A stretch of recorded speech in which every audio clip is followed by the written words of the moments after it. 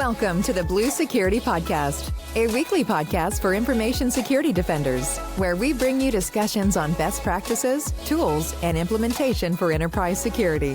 Now, here are your hosts for today's show, Andy Jha and Adam Brewer. Welcome to another episode of the Blue Security Podcast. I'm Andy, your host. I'm Adam, your co-host. All right, so this week we are going to have an identity-centric conversation, something that is Adam and I's bread and butter.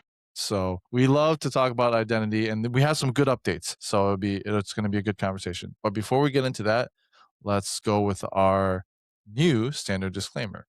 That's right. So I work for Microsoft. Andy works for Zscaler. We're both in field security sales at our respective organizations. And this show is a product we produce outside of work on our own time, and we self-fund the show. So the opinions you're about to hear expressed are those of Adam Brewer and Andy Jha, and do not reflect those of Microsoft or Zscaler. And with that, on with the show. All right, so the first topic is a big one. So passkeys are going to become the default for MFA in Entra ID.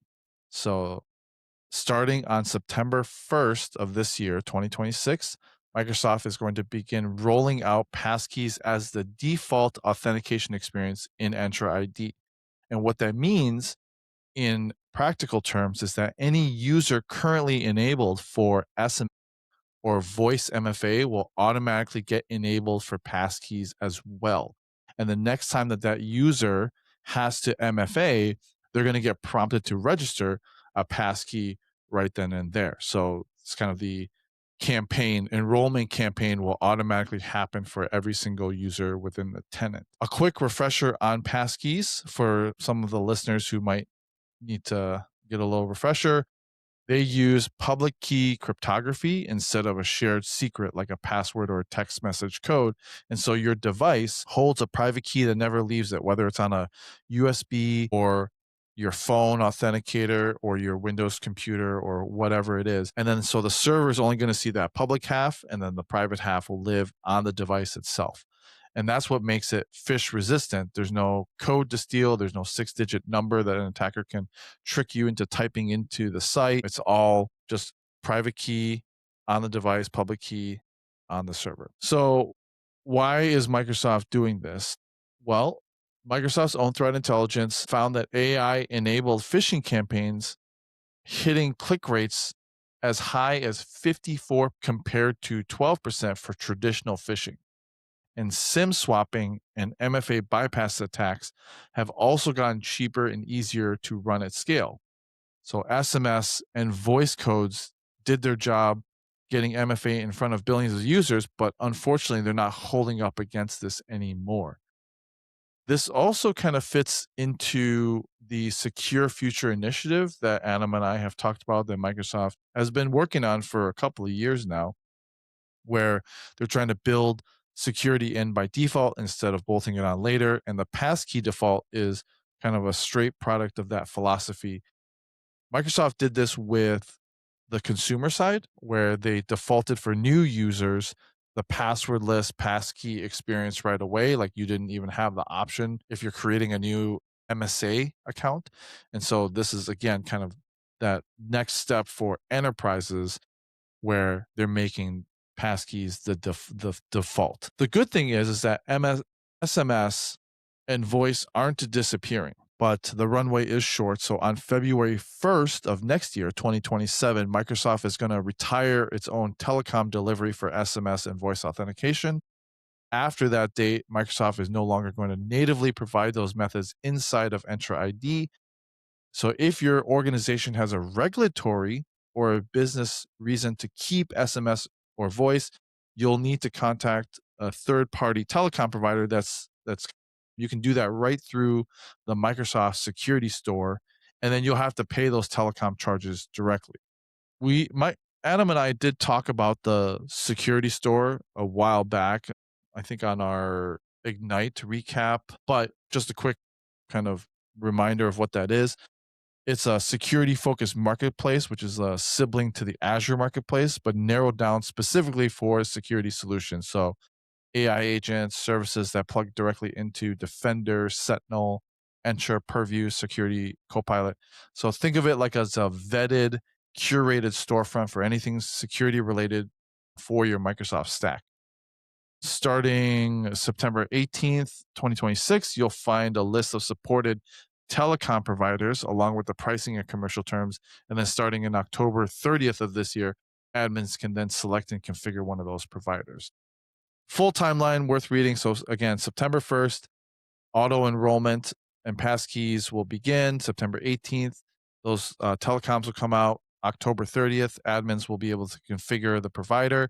February 1st is when Microsoft is shutting down its own SMS and voice delivery entirely. So after that, if you need it, you're gonna be forced to go to the store to configure, and then you'll have to use a passkey. So how do you prepare for this? Right now, make sure that you pull a list of users or groups that are still enabled for SMS and voice authentication. Plan your passkey rollout. So you got to figure out what is going to be the best fit. So Entra does support synced passkeys. So you could do it in like iCloud Keychain or Google Password Manager or Microsoft Authenticator. You can also do physical FIDO2 security keys, but figure out what you want to use for that passkey and then start your registration, maybe early. You can use the campaign feature within Entra to kind of nudge people towards that, like before it starts to get forced on September 1st. And then, of course, communication. So make sure that you tell users what's changing, the types of prompts that they're going to see. And this timeline only applies to the public cloud. So, I come from the federal side. So just make sure that for anyone who's on GovCloud for Entra, this will come at a later date. So these changes that we announced are just for the public cloud commercial customers. And also, one of the things that popped into my head was external ID or B2C. So we had talked about those SMS charges a while back with that one attack. This doesn't apply to that either because for users on the B2C or external ID, you're already paying those charges as part of your Azure monthly charges, right? So you're already paying for those SMS texts as part of your customers' tenants, apps, or whatever that you're using. So this is for internal, like, your core tenants that this change is happening. Your thoughts, Adam? Longtime listeners of this show will probably not be surprised by this, or anyone who is pretty regularly kept up with communications from the Entra team. They have been telegraphing this for years. It was several years ago, there was a blog post written about it's time to hang up on telecom-based authentication methods like voice and SMS. Basically, where Microsoft, one of my peers, effectively spent an entire blog post denigrating using those as a trusted authentication method and why it's a terrible idea. And then Microsoft has talked a lot about leading with Microsoft accounts, the consumer-facing account, using those to get learnings, and then applying those to enterprise accounts. So if you've been following along, this should not be a surprise to you. I understand there is change management involved. I understand that's frustrating, but this is the right thing to do. And anyone who is involved in this business can appreciate that. And sometimes this even gives you cover. If you have leaders in your organization who've been change averse or resistant to deploying these, now we have given you cover to go do this work because there is a pending deadline. And it's a relatively short runway as well. So from a cybersecurity perspective, this will make organizations more secure.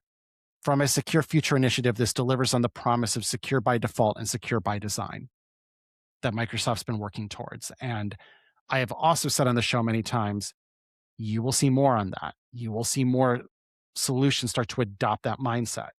And this is, to be fair, Microsoft of 5, 6, 7 years ago probably doesn't make a move like this, is much more hesitant to disrupt user experience or customer experience. But in this era we are in today with Microsoft's Future Initiative, and the promise to deliver on these things, this is the kind of thing the Microsoft of 2026 has to do and has a responsibility to do. So I'm really, really excited about this. This is a great move. Do you have work ahead of you? Do you have homework? Probably yes. However, this is great. And if we can get broadly enterprise users all leveraging passkeys as an authentication method, or hopefully their primary or only authentication method, huge. And Andy, as you're walking through the options, you mentioned synced passkey types like iCloud Keychain, Google Password Manager. You kind of skipped over device bound passkeys, which is what we at Microsoft use. So our passkeys are device bound through the Authenticator app.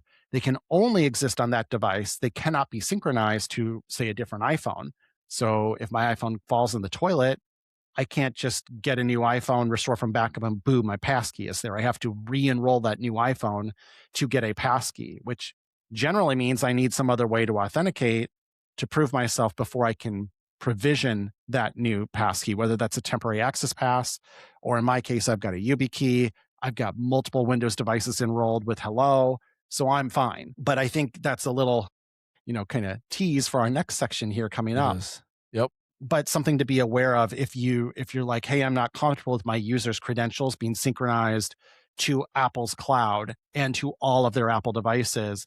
I want something device bound. That is an option as well. So there's plenty of options here. There's something for every organization.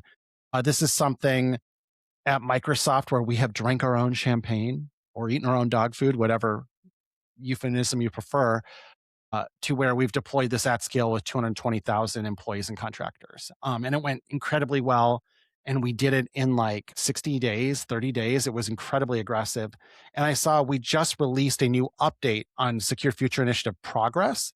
And we're now reporting that 99.97% of user accounts at Microsoft have phishing resistant MFA in place. So Nice. that's a great achievement. And your organization can look forward to those same results here. And so if you've been getting blocked, you're unblocked now because you're on the clock, so to speak.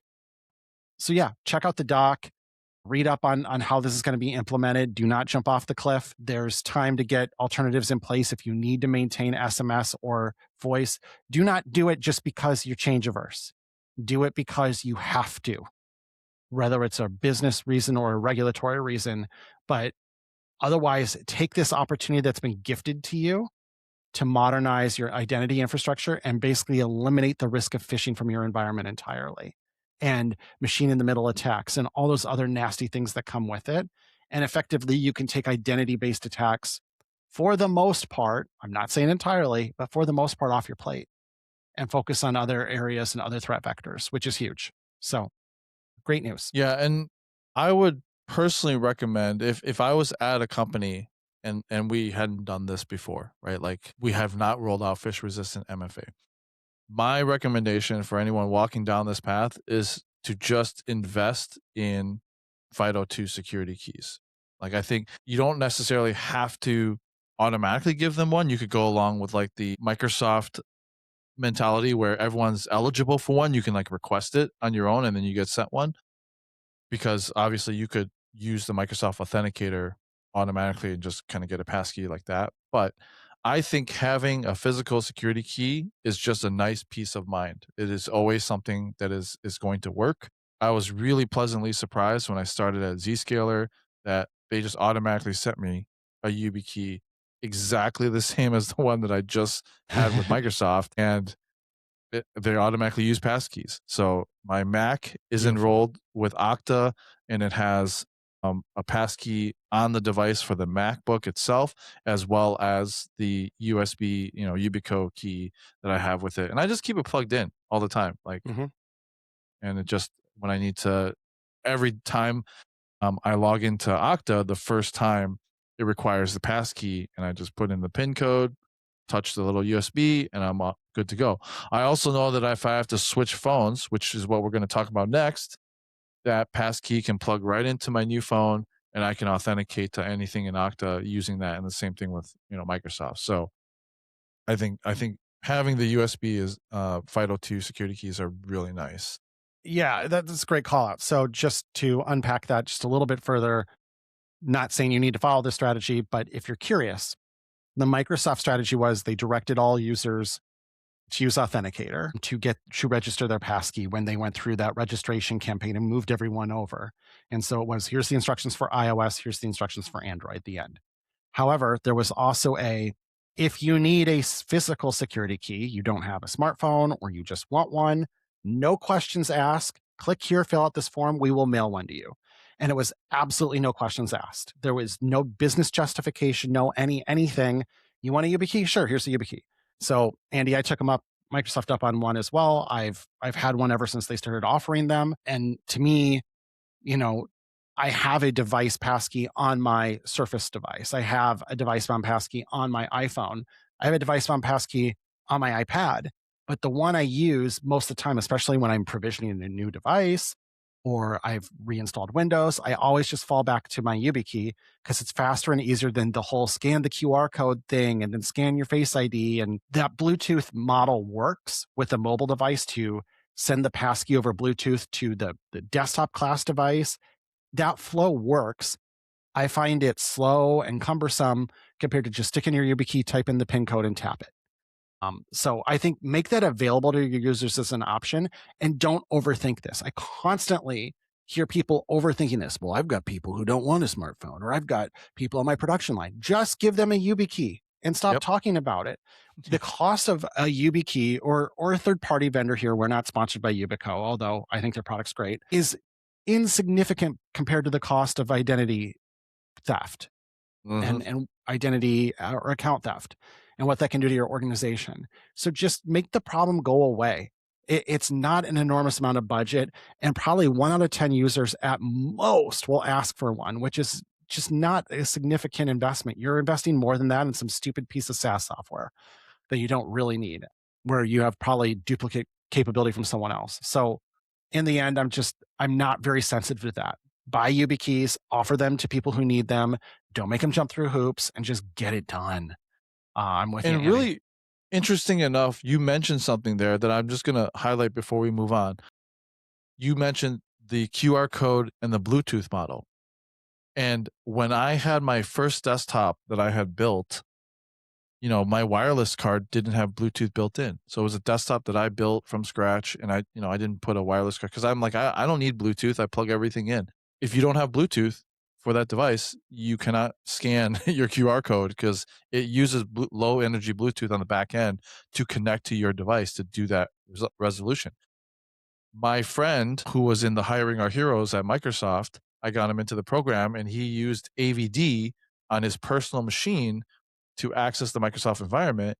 And he was scanning his QR code. He's like, this is not popping up for me. I'm like, I bet it's because you don't have a Bluetooth on your desktop. And sure enough, he went to Best Buy, just purchased a Bluetooth card, tossed it in there, and then all of a sudden he could do that. So, if you're like on the shop floors, like manufacturing or whatever, shared kiosks, maybe those devices don't have Bluetooth, right? And so again, the USB security key is just fast, easy, no additional hardware requirements. And think of even like the savings and help desk costs, because we're going to get into this very next topic of how do you move your stuff between phones. And I guarantee you this call goes to your help desk every single day. Hey, I just dropped my phone in a toilet. I went to the Apple store and got it replaced, and now I can't sign in help. And it's an executive on a Sunday, and they're freaking out because they need to get ready for the board meeting on Monday morning. And the YubiKey gives them basically a practically indestructible, like they're waterproof, crush proof, like everything proof tool that will always allow them to sign in. And just doesn't become the weak point. This show should be sponsored by them because you and I are both raving about them, but they're just a great freaking product for what they do. Yeah. They're very single-minded, and it is just wonderful. So, yep. Okay, so let's talk about that, right? Because like getting a new phone is stressful, right? You have to move all your stuff over. Like obviously, like cloud backups have made it a lot easier, and iPhone and Android throughout the years, the transfers are now built in, and so they've made it very seamless. But one of the things, if you work in a corporate environment and you enroll your phone into management, and then you have your MFA stuff on there, and maybe you have your MFA in your Google Authenticator or something for your third-party apps, right? Like, how do you move those things over? And then Passkeys add another level of complexity because, like Adam said, a lot of these are device-bound, right? So Passkeys, by design, are device-bound, and so you can't just move them over. So I will say, even in my personal life, like I kind of I shy away from upgrades mainly because of the huge headache of having to move all this stuff over, right? Mhm. So this came up. I saw a post from Marilee Turskak. I think that's how you say her name. She's a PM on the Entra team at Microsoft, and she got a new phone, and then she used that opportunity to document, which I'll link in the document in our show notes, how to move MFA codes and passkeys over to a new phone. So it is possible, like whether you use Microsoft Authenticator or Okta Verify or something else, I'm sure there's ways, and there's APIs and all that built in. We're going to talk about Microsoft Authenticator and Okta Verify because those are the two that I have the most experience with. But for Microsoft specifically, it's fairly unique because the Microsoft Authenticator has the ability to back up your MFA codes. And that means like third party ones as well. So not only your corporate ones, but your third party ones. So you can go on and in the Authenticator app, in the settings, you can do the iCloud backup and the keychain. And then on Android, there's a backup as well. And so when you get your new phone, you download the Authenticator and you sign in using the email that is in the backup account. They might have to send you like an email code or something like that, but all your codes get restored. However, the nuance is for your corp accounts, so work and school accounts, the name will come back like as a placeholder, but the codes won't come back until you authenticate on that device again. And that's where like what we're talking about here, if you're using passkeys as a default sign-in, you're going to need something else. And the easy button is just toss in your USB passkey. Now, if you're on like an older iPhone, I can't imagine, maybe you're using Lightning or something like that, but you're going to need some sort of adapter. But for the majority of new phones, it's USB-C. I have a USB-C FIDO2 key. My phone chargers are USB-C, so you can just plug that right in and it will work, and you can use that as a passkey to authenticate. The other thing is passkeys, like your codes won't transfer over for work or school accounts because you have to reauth, and passkeys don't come over because they live on the device. And so you'll need to enroll another passkey into that authenticator once you get the new sign in after you've re-authenticated and registered and all that, which using a FIDO2 security key makes that whole process trivial. For Okta, you can still move over the codes. They have to be Okta codes. So one of the things like in Okta's IDP, which is important to call out, is it will not transfer over third-party OTP codes. So those themselves, you have to like go back in, delete them, re-sign in. And so for Okta Verify, if it's an Okta Verify app and it's like federated with Okta, you can import those codes. But third-party ones, you will not be able to. So that's a big difference. You cannot back those up. So, that's something to kind of keep in mind if you're syncing like Okta, using Okta Verify to like sync third-party MFA OTP codes. So kind of wrapping that up, the one rule that you should kind of live by is don't erase, trade in, or recycle your old phone until you've confirmed that you can actually sign into those accounts on your new one using that new authenticator. So keep both phones on hand until that transfer is verified end to end. Any thoughts on that, Adam? No, I think a good summary here, even for people who are highly technical, it's worth just reviewing what that process looks like and what you can and can't recover, and kind of going over how, say, an authenticator, for example, your enterprise accounts, they show up as that stub, but you're still going to need to reconnect them if it's a passkey, reprovision it, etc. Just all good reminders. And it's gotten better, but it's still a difficult process no matter how much they put into it. And I will say as well, at least on iPhone, when you get a new phone, if you have access to the old one, they now have kind of a Wi-Fi direct transfer where you plug it, where you effectively wirelessly transfer everything from the old phone to the new phone. That is a really complete transfer. It's the best model for sure, way better than like an iCloud backup upload and download.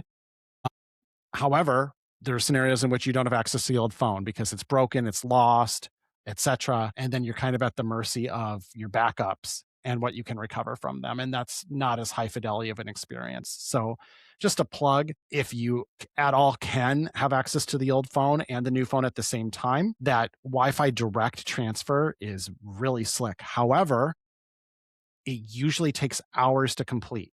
So, a scenario where you're going to drive to the Verizon store and buy your new phone, and then you're going to trade in your old phone right then and there prevents you from using that model. They won't let you do it probably because they don't have enough time in the day because it takes hours. That's where buying your phone online, where you have a certain window to trade in your old phone, if you're doing trade ins, is the best way to go because then you're in the comfort of your own home and you have plenty of time to complete that transfer before you have to trade it in. So, just a couple of pro tips there from someone, Andy, I bet like you, who is the IT support for your family and extended family. Every like new iPhone season, I am migrating a whole bunch of phones and I've gotten very good at what works and what doesn't. And I will tell you, probably my nightmare scenario is having to stand there in the Apple store or the Verizon store and watch progress bars move. Just sounds miserable to me. So, highly recommend buying online and having that trade in window where you have time before you need to return it and doing that like side by side transfer. It's the most high fidelity and maintains the most of your existing setup as possible. Yeah, I recently just bought a new phone from T-Mobile, and I will say that for T-Mobile specifically, they don't actually, but you can't like upgrade in store anymore. So you have to go online, place the order, and then say that you're going to pick it up at a certain store, and then they take the order, give you the new phone, and then they mail you a box to put the old phone in. So I was able to take my old phone the same day. They gave me the new phone in store. I took my old phone home, and then they gave me a box to mail the old phone back. So I had time to transfer anything that I needed to. So that was kind of nice. Love it. Okay, so our final topic is something that's pretty interesting. I just found out about it. The tech is actually a little bit old. It's been a few years, a couple of years, but I just found out about it. So YubiKey, and again, like maybe we should be like sponsored by YubiKey, but Hey, call us. yeah, anyone from YubiKey. So they have a feature which was built by a partner called Scriber, and it makes YubiKey behave a lot like a smart card. And so I come from, the government, the military, and we used to have what we call common access cards or CAC cards. And the way that they work is you put the smart card into the computer or the reader and put in your PIN code, and then you get authenticated to your machine. When you pull that card out, the Windows machine automatically locks. So it's just like you pull it out, you don't need to hit, Windows L or anything like that. It's automatic. And so this makes the YubiKey work exactly like that. So when you pull the USB FIDO2 key out, it locks it. And so, I mean, like for sure, number one, if it's a smart card or YubiKey or whatever, like there's no additional step that you have to do. So the protection is built in. And this is something like, in Adam, you and I were talking on the pre-show, like you have a smart card as a YubiKey, but the behavior of that key is not the same as this, right? Like you unplug it, like you still have to manually lock your machine if you wanted to. So the specific like tool within YubiKey is called like YubiKey Locker, and they released that with Scriber back in May of 2024 as an open source project. It is MIT licensed, free to use. Any organization can modify it themselves, and it runs on the latest versions of Windows 11, Mac OS, and Ubuntu. And if you're thinking about like use cases, right? Like we talked about the shared workstation manufacturing floor, retail counters, warehouse floors, anywhere where multiple employees are logging into the same machine across a shift, that's a big use case for this. Today, maybe you have like a person who's sharing a login, right? Like one shared login and shared password, very common still, unfortunately. And then, if you get instead a YubiKey for everybody, then everyone can get their own keys, sign it in with their own PIN, do the work, and then pull it out when they're done. And then the machine automatically can log out or lock or whatever. There's actually a couple different behaviors that you can configure through policy, but you don't need to worry about share credentials. And then the second one is like an office worker, right? If you're locking an unattended workstation, most times like security policies have like a policy to like lock it after a certain time, or you have to tell people to automatically lock to tell people to lock their screen before they walk away, right? We used to play jokes on people like in the office, like if they had it unlocked, we'd change their, background or something like that to something embarrassing because they left it unlocked. So then they would remember not to lock it. I remember working in an IT shop and that happened to me a couple of times.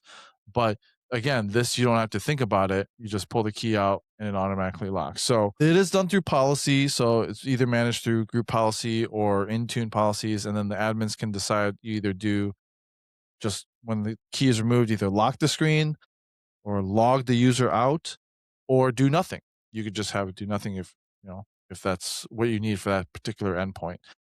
But it's a policy decision that you can make among your security teams so that it's not something that the user has to like or can opt out on if they want to. And the bigger picture is this kind of bridges that like same concept of that security card requirement with this passwordless future, right? So if your organization has compliance requirements written around smart card removal behavior and you're trying to move to FIDO2 security keys and passkeys, this closes that gap without having to like water down your physical security posture. So I saw this, I thought it was great.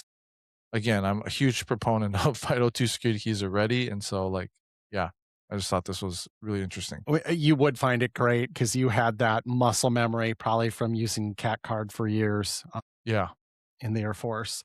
But it is, I mean, anything that helps like improve this sort of thing is great. And certainly the technology, to be clear, we're not saying the technology for a USB security key or a YubiKey in particular to effectively like emulate a smart card that exists today. In fact, my YubiKey from Microsoft, I went through and like provisioned it as a smart card. So I can do USB security key login at the Windows login screen, or I can do certificate-based authentication, like login with it as a smart card. I can do both. I'm not really sure what the purpose of that is, but I went ahead and did it anyways because I wanted to try it, if nothing else. But just kind of to your point, emulating that muscle memory, that experience, that policy that some orgs already have and are familiar with is never a bad thing if you can just emulate it. So where, I detected the physical security key was removed, let's lock the screen automatically or sign out the user automatically. That's great. That's always good. And so, hey, even better, it's a freeware tool available to anyone and an open source project. So all good things, right? Like it's an option if you need it. And hey, even if you weren't a smart card culture, even if you never use smart cards in your org, is this going to hurt anything? It's probably a pretty good idea, in all honesty, even if your org never did that. I mean, because smart cards, they had their day and they still have their day in some places and scenarios, but this is something that could be broadly helpful to everyone. It's just a piece of software that effectively detects and pulls, oh, hey, this has been removed. Let's take some action. And I think that's helpful. There's like a technology in Windows 10 and 11 to where you can pair a Bluetooth device to it. And then if the Bluetooth gets too far away from the PC, it automatically locks it. There's like proximity lock. I dabbled with this in my Windows 10 days. I've never kind of done it again since, but it does exist. And if you are a tinfoil hat aficionado, you certainly can pair like your smartphone with your PC. And if you're ever separated, you can rest assured your PC will automatically lock because it's no longer in proximity to your device. So that is available. I don't believe that's an enterprise or pro feature, but I could be wrong.